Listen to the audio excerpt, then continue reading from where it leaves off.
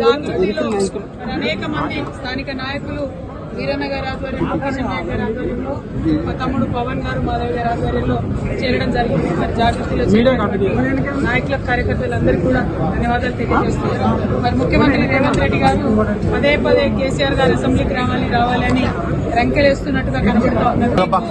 నిజంగా కూడా వాదన చేయాలనుకుంటే, మీకు నిజంగా కూడా చర్చ చేయాలనుకుంటే మీ పోలీస్ కమాండ్ కంట్రోల్ రూమ్ కి మేము మహిళలు అందరం కూడా వస్తాం. చర్చ పెట్టండి.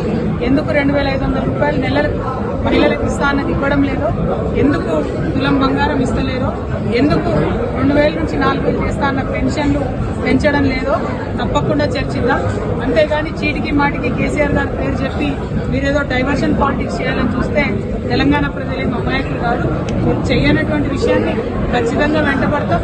మీరు చేసినామని చెప్తున్న విషయాల్లో ఉన్నటువంటి మోసాన్ని కూడా ఎండగడతామని చెప్పి ముఖ్యమంత్రి గారిని నేను డిమాండ్ చేస్తా ఉన్నాను.